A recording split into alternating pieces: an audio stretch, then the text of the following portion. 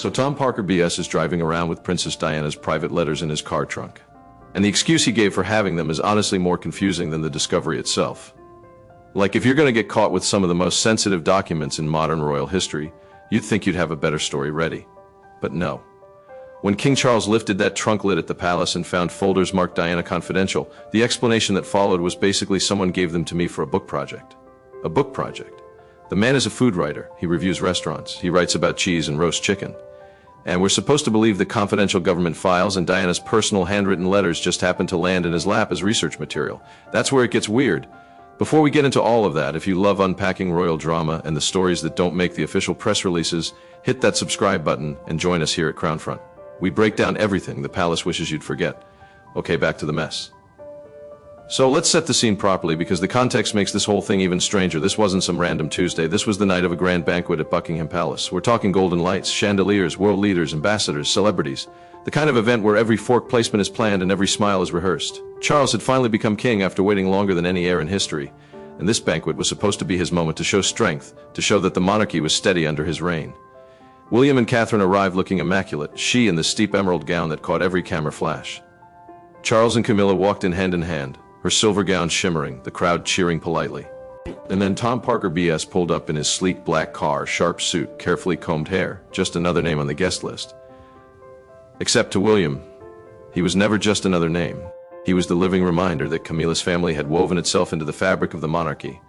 And you could see it in William's jaw the moment Tom stepped out of that car, tight, controlled, watching. The dinner itself went through the motions. String orchestra playing softly. Endless table covered in white cloth and crystal glasses. Toasts about unity and history and the bond between nations. Tom sat only a few seats away from Charles, laughing easily, chatting with ministers about food and restaurants and life outside palace walls. Some guests found him charming. William didn't. To William, that laughter felt out of place, like a sound that didn't belong in the royal hall. And Harry wasn't even there to witness any of it. Across the ocean, he'd chosen a different life, one far from palace dinners and forced smiles. His empty chair was its own kind of statement. So the night carried this undercurrent of tension that the cameras couldn't quite capture, polite on the surface, boiling underneath. When the banquet ended and guests began filtering out into the London night, Charles excused himself, told Camilla he needed air. He walked through the palace corridors, footsteps echoing against marble, and stepped outside into the crisp courtyard. Guards stood at their posts, silent and watchful. The line of black cars gleamed under the lanterns, and that's when he noticed Tom's car. The trunk wasn't fully shut, just a small gap, almost invisible, but enough to draw attention. At the palace, where security is tighter than anywhere else in Britain, nothing is ever left unsealed. Every vehicle gets checked. So why was Tom's trunk open? Charles frowned. He glanced around. No one was watching. He stepped closer, hesitated for just a moment, then lifted the trunk lid.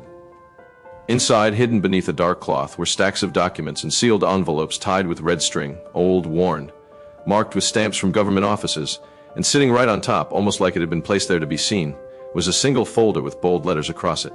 Diana Confidential. Charles staggered back. His face went pale, his breath caught. He didn't even have time to process what he was looking at before a voice cut through the silence behind him. "William, Father, what are you doing?" And then William's eyes moved past Charles to the open trunk, and the shift in his expression was instant. Shock first, then something much sharper. Fury. So here's the core contradiction that makes this entire situation unravel.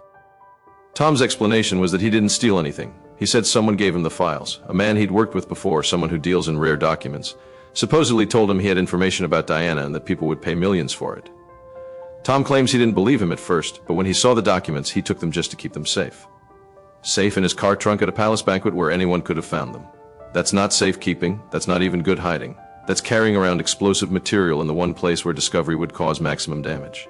If you genuinely wanted to protect Diana's legacy and keep these documents out of the wrong hands, why would you bring them to Buckingham Palace? Why would you lock them in a safe? Why would you immediately notify Charles or palace security? The logic completely falls apart the moment you apply any pressure to it. And William applied pressure. He pointed at the trunk, voice shaking with rage, and told Tom to explain why his mother's personal letters, government reports, and secret files were sitting in Camilla's son's car. "Don't lie to me," he said. "These are private files about my mother. Where did you get them?" Tom's response was that he was told they were for a book project. A book project? William's disbelief was palpable. "You expect us to believe this? That Diana's personal letters were handed to you for a cookbook?"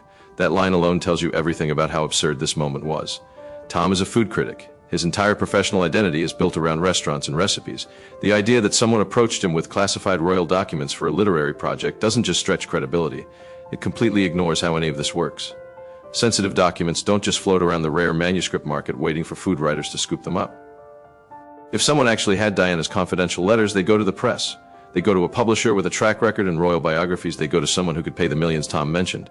They wouldn't hand them to the Queen Consort's son and say, "Here, use these for your next book about pasta." Charles tried to mediate, but you could tell he was torn in two. On one side, his son, the future king, voice filled with rightful anger. On the other, his wife Camilla, the woman he'd fought so hard to protect, and her son, now tied to a secret that could bring ruin to the crown. When Charles pulled out a single envelope and opened it with trembling hands, he found a letter written in Diana's handwriting. Familiar, elegant, unmistakable. These weren't just records. These were fragments of Diana's private thoughts from her darkest days. His hand shook. He could barely continue reading. And William watched all of this, his fury building with every second. His father hesitated. "This ends now," William said. "Either we confront him tonight or I will. But one thing is clear, Father. If you protect him again, you will lose me." That's not a threat made lightly. That's the heir to the throne drawing a line in the marble and telling the king exactly what the cost of loyalty to Camilla's family would be. The timeline here matters because it shows how fast this escalated from private discovery to public explosion. That confrontation in the courtyard happened late at night after the banquet. By dawn, the news had reached Camilla. A single message whispered through the halls: "The trunk has been opened." She sat up in bed, silk sheets falling around her, and immediately knew what it meant. Her aide confirmed it. William knew. He'd seen the letters, and her son Tom was the one who'd been caught with them. Camilla's reaction was pure panic. She clutched the edge of the bed, rings digging into her skin, and whispered Diana's letters in Tom's car. This was her greatest nightmare coming true. Diana's shadow, the ghost that had haunted her entire relationship with Charles, had risen again in the most dangerous way possible. And William, the boy who had once glared at her with silent hatred, now had proof to fuel his anger. She rushed through the palace corridors, slippers brushing against stone, every portrait on the wall seeming to watch her with judgmental eyes. When she reached the courtyard and saw Charles standing by the car looking years older, gray with despair, and Tom lingering nearby, silent and ashamed, she fell apart. "You fool," she told her son. "Do you know what you've done? You've destroyed everything. You've ripped open wounds that never healed. You've given William the weapon he has always wanted." Tom tried to explain again that he hadn't stolen the documents, that he was keeping them safe. And Camilla's response cut through all of it. "Safe? You called this safe? Locked in a car trunk waiting to be discovered. Safe from whom, Tom? From William? From the king? From me?" And honestly, that's the question that still doesn't have a satisfying answer. Safe from whom? If the goal was to protect these documents from being exploited, bringing them onto palace grounds was the single worst decision possible. If the goal was to eventually reveal them, then hiding them in a trunk doesn't make sense either. If the goal was to sell them, the timing and location are bizarre. None of the possible explanations line up with the actions.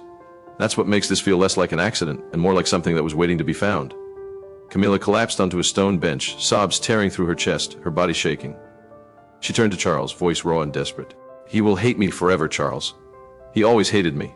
But now he has a reason. He'll tell the world I destroyed his mother. He'll turn the people against me. The crown will slip from my head before it's even secure." And then she said the words that reportedly chilled Charles to the bone. "Diana has won. Even in death she has won." That's the line that tells you where Camilla's head was at. This wasn't about the documents anymore. This was about a decades long competition she felt she could never win, a ghost she could never outrun, and the realization that her son's actions had just handed that ghost the victory she had always feared. Meanwhile, William wasn't done. He'd left the courtyard, but the storm inside him was still raging. He told his father, "Tomorrow I will tell Catherine everything, and if Camilla doesn't know yet, she will. You cannot bury this, Father. You cannot protect him. Not this time." And then, in what became the turning point of the entire crisis, William decided to go public. For 2 days, the palace tried to contain it. Reporters crowded every corner, microphones raised, questions cutting through the air. Is Prince William fighting with the king? Did Camilla's son really take Diana's private letters? Has the monarchy fallen into another scandal? The palace issued no statement. Silence was meant to protect them, but silence became the loudest answer of all. And then William stepped out of Kensington Palace with Catherine at his side, and he broke the wall. Normally, William waves politely, says a few careful words, retreats. Not this time. His eyes were cold, his shoulders stiff, his jaw locked in fury. He raised his hand for silence, and shockingly the press obeyed. His voice was steady but carried fire. "I will not speak long, but I will speak the truth. My mother's memory deserves it." The reporters leaned forward. "Recently I discovered personal belongings of my late mother, Princess Diana, hidden in a place they should never have been. These were her private letters, her private fears, her private heart. They were not respected. They were not safe." Gasps rippled through the crowd. Catherine lowered her eyes, hands tightly clasped. William continued, voice sharpening. "I will not go into details today, but I want the world to know this. My mother's dignity will not be silenced. Not by this palace, not by anyone." And then he turned away, refusing to say more. Catherine placed her hand on his arm, guiding him back inside. The damage was done. Within an hour, every news station in Britain and then across the world flashed with headlines. Prince William breaks silence on Diana letters inside Buckingham Palace. Chaos exploded. Advisors shouted across tables. Phones rang endlessly. Statements were drafted and redrafted. None strong enough to stop the wildfire spreading outside. Charles sat in silence, face pale, hands pressed together. Every word from William's mouth cut him deeper. He had begged his son to keep the matter private. William had chosen the world instead. And here's where the broader pattern becomes clear. This wasn't just about one trunk or one night. This was about years of unresolved grief, unspoken anger, and a family structure that had papered over its cracks with polite smiles and rehearsed photographs. William had spent his entire adult life playing the role of the disciplined heir. He smiled in front of cameras. He pretended everything was fine. He stood beside Cam at events and never publicly acknowledged the pain her presence caused him. But that trunk, those letters, Diana's handwriting, it broke something in him. It made him say out loud what he'd only ever expressed in silence. All my life I've had to pretend this family was whole, but it wasn't. It was broken the moment you chose her over Mom. That's what he told Charles in the courtyard. That's the wound that's been festering for decades. The trunk just ripped the bandage off. The public reaction was immediate and fierce. Crowds gathered outside palace gates holding pictures of Diana. They chanted her name as if she had returned from the grave to stand against the monarchy once more. Social media flooded with images of her, old interviews, her famous lines about being the people's princess. For many it felt as though she had risen again, her spirit carried in the fury of her son. American networks replayed William's statement on every channel. Commentators debated whether this was the beginning of the monarchy's collapse. Newspapers carried split photos. On one side, a smiling Diana, on the other, tear streaked Camilla. The headlines wrote themselves and the people chose sides. Most stood with William. Some defended Charles. Very few stood with Camila. Charles, facing the greatest crisis of his reign so far, made a desperate gamble. He decided to address the nation directly. His advisors warned against it. Too dangerous to admit there were letters, too dangerous to confirm William spoke truth. But Charles cut through them all. No more lies, he said. If we hide, we fall. If we stay silent, we burn. The people must hear from me. Not tomorrow, not next week. Today. Camilla begged him not to do it.